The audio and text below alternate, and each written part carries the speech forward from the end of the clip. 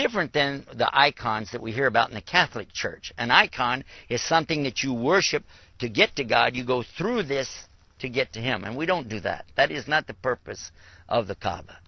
It's a place for us to direct our devotion, as in lining up, as in being in organized lines, but the heart is directly worshiping Allah without going through a box or through anybody. We don't worship through that, nor do we worship through the one standing in front of us called the Imam. Our prayers don't go through him either, but rather this is to give us all direction, and that's the main purpose behind it. Because Allah tells us in the Quran itself that it is not piousness or righteousness that you are turning your faces to the east or to the west. But righteousness is that what? That you have this right attitude and belief in God and a pure heart, and you're dedicating that heart to Him. This is the meaning behind it. And so once we understand that, then we realize that we're not worshiping anything on this earth, whether it is a man or a rock, a stick, a stone, or anything.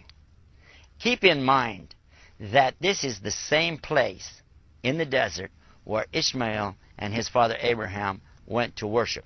And they performed certain manasik, or rituals, that were carried forward even by their descendants and finally to Muhammad. It's not something new, and it's well established. And by the way, there's also a story amongst the Israeliyat, which means the stories from Israel, previous generations, talking about that when Adam and Eve first were put out of the Jannah, or the paradise, that this is the place where Adam went to make his prostration. This is where Adam went to put his head down on the ground and ask for forgiveness for having eaten the fruit. And certainly, if that's a true story, that is an amazing place, a wonderful place for us to turn our direction and ask forgiveness from Allah, by putting our heads down on the ground and asking Allah to forgive us. It's not so much the place, it's the attitude. And our attitude is one of gratitude. As Muslims, we put our head down on the ground to the Almighty, the one above. And in this position, with the head on the ground, lowering ourselves in front of Him, then we have done the most amazing thing. The human being who considers himself so proud and arrogant lowers himself before the Lord of the worlds, puts his head on the ground and asks Him, "Oh God, forgive me. Forgive me and have mercy on me." So this really gives us a chance to understand the marker, the place where we all face. We don't worship that, but we worship the God that created that and everything else. And we line up all together, uniting our hearts and our worship, and we all face the same direction wherever we are in the world. And this is something amazing that you only find in Islam. Because once a year, every year, the Muslims gather at this place, the Kaaba, in Mecca, to worship the Rabbil Alameen, the Lord of the worlds.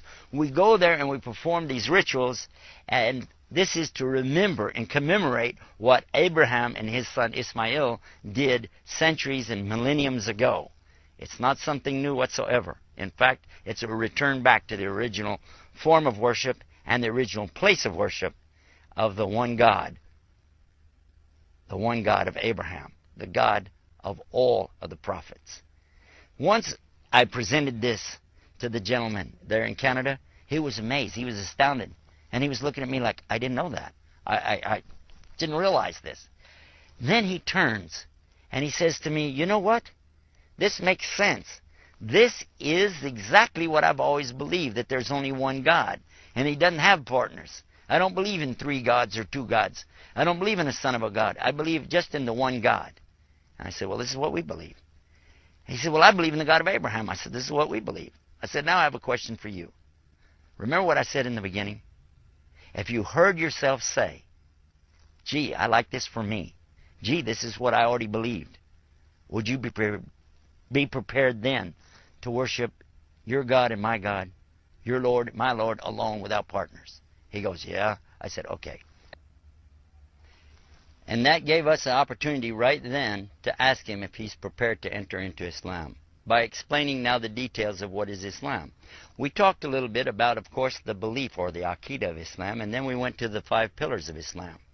I explained to him that being a Muslim, you obey Allah, and one of the things Allah has asked us to do after entering into Islam, of course, is to make the Shahada, give the statement of La ilaha illallah. None is worthy to worship except Allah.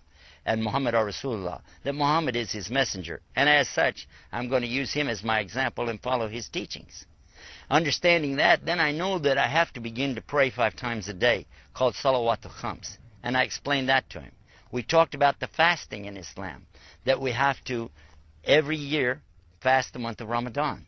And then we talked about the zakah, and we spoke about the hajj to the Bayt of Allah, which is how the whole question came to begin with, talking about making this pilgrimage. And he asked me about that, and I said the only ones who are allowed to make this pilgrimage are real Muslims. So the only way you could go there and really worship the Lord of the worlds is to be a Muslim.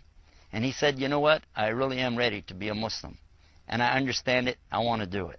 So we gave him Shahada right there in front of the whole masjid there in Toronto, Canada. And he took his Shahada. He said, Ashhadu an la ilaha illallah, wa ashhadu anna Muhammadan abduhu rasul. I bear witness in open testimony. There's none to worship except the one Almighty God, and he has no partners. And I bear witness in open testimony to the prophethood of all the prophets, starting with Adam and going to Muhammad. Peace and blessings be upon them all. He said it, and what means that in Arabic? Ashhadu an la ilaha illallah, ashhadu Muhammad Rasulullah. Today, I'm happy to announce to you and report that this gentleman has become a very fine Muslim. He married one of our Muslim sisters from Somalia, and together they're living a very good life as Muslims in Canada, helping other people to do what we're trying to do with our series right here, and that's to clear up these misconceptions and lift the fog that's been promoted out here about what is Islam and who are the Muslims. That's what our series is about. We'll hope you'll be back for more of this right here on Huda TV. This is something important for all Muslims to realize. It's our obligation, it's our responsibility to lift the fog and let people see the real Islam on real, easy, simple terms. This is your host, Yusuf Estes, and it's my pleasure and privilege to be with all of you on these subjects. We've got a lot more right here on Huda TV. Stay tuned for more right here. Until next time, Assalamu alaikum wa rahmatullahi wa barakatuh.